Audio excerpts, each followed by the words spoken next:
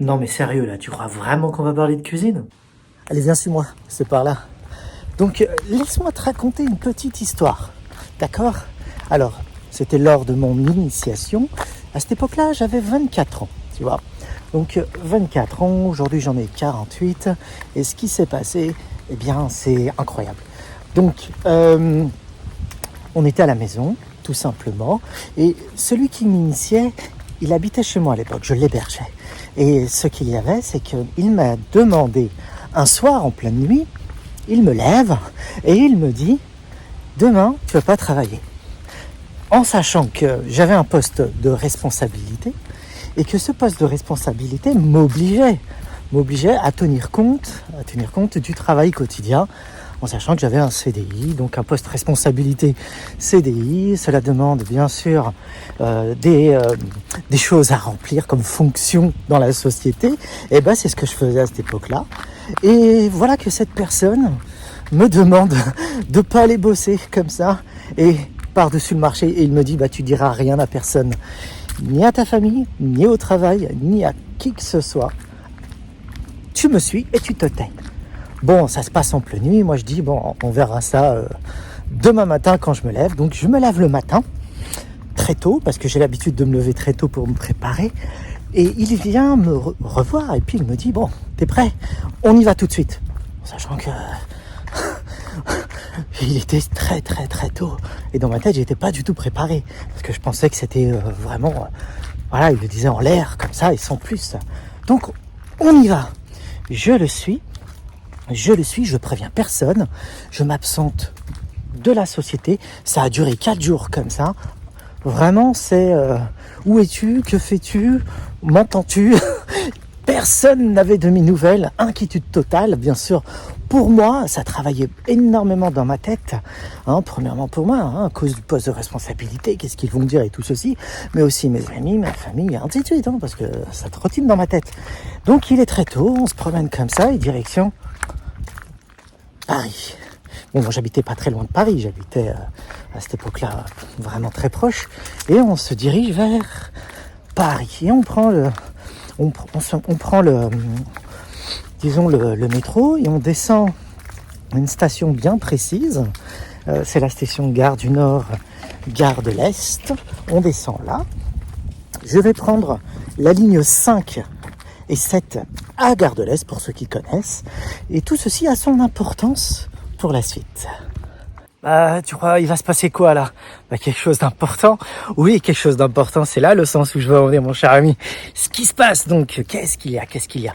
Eh bien, on est à Gare de l'Est, on descend.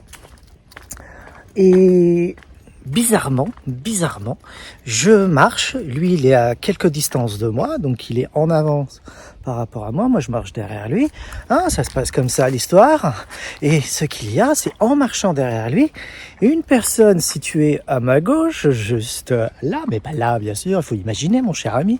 Donc, une personne qui est juste là, habillée, t-shirt blanc, d'accord, visage bien français, un clochard, un clodo, tout ce que tu voudras avec sa binasse et tout le reste.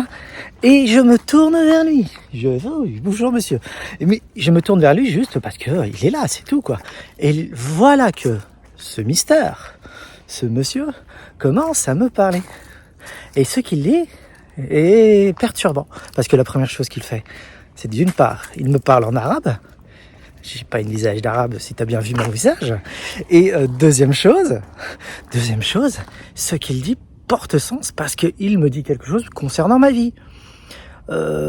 Étrange. Ce qu'il y a, c'est qu'il me dit, toi, est-ce que tu sais où tu vas? Tout ça en arabe.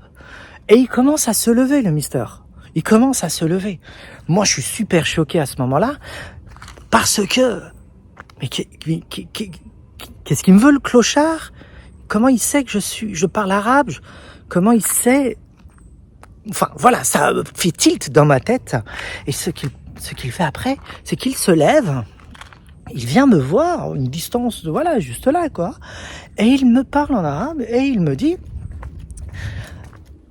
écoute, tu sais ce qu'il y a le plus important dans la vie? Hein? Viens, on va descendre. Et il me parle comme ça tout le long et j'ai un blackout d'un coup. Tout ce qui se passe dans ma tête, de pourquoi je suis là, qu'est-ce que je fais là, pourquoi je suis cette personne-là, mon initiateur, tout ça a disparu. Blackout. Et dans ma tête, c'était encore un double choc parce que cette personne me parle en arabe et en plus, il dit des choses qui ont du sens concernant justement ce que je suis en train de faire à l'acte présent. Et ça, c'est complètement dingue. Et on descend, hop, il y a les escaliers, on descend les escaliers, on descend.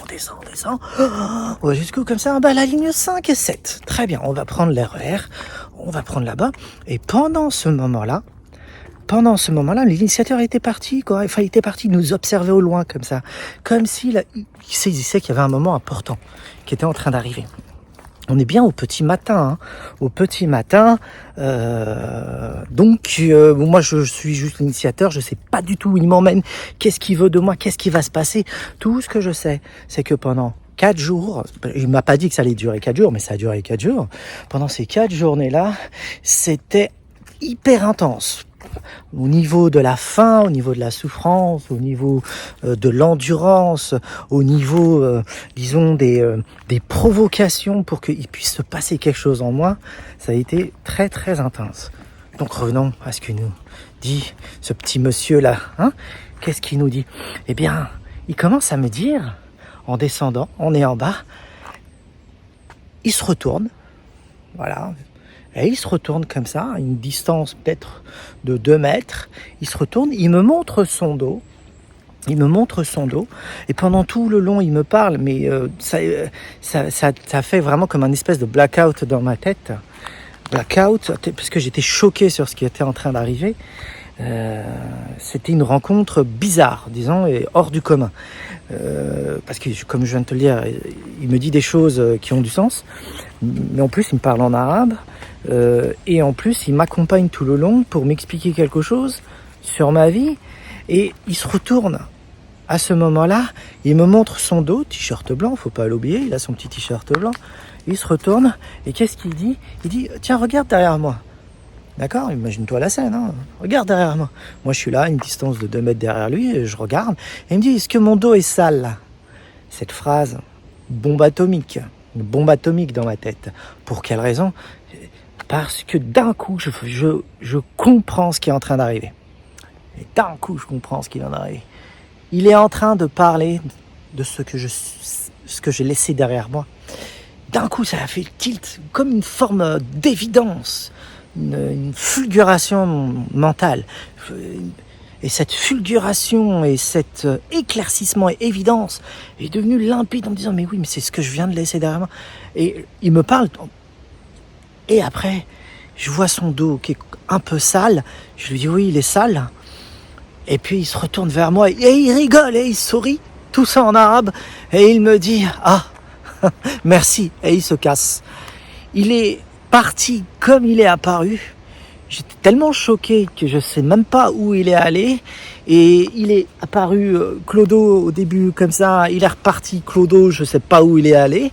Et c'était tellement choquant que la personne initiateur qui observait tout ça, un petit peu de loin, comme ça, un petit peu là-bas, tu vois, et il m'observe, et il me dit, ah, heureusement que je suis avec toi, je suis pas derrière toi.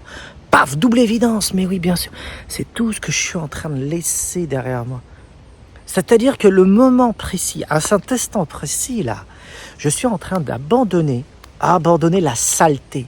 Je suis en train de divorcer, je suis en train de me séparer du passé, je suis en train de prendre le chemin irréversible du changement. Irréversible. Et donc ce changement va être bouleversant. Et bien plus tard, bien des années plus tard, j'ai essayé de réfléchir sur tout ce qui venait de se passer. C'était tellement un choc et tout. Bon, pendant ces 4 jours, il s'est arrivé plein de choses. Tac, tac, tac, tac. Ça s'est enchaîné. Ça, c'est, disons, un petit extrait de ces 4 jours-là.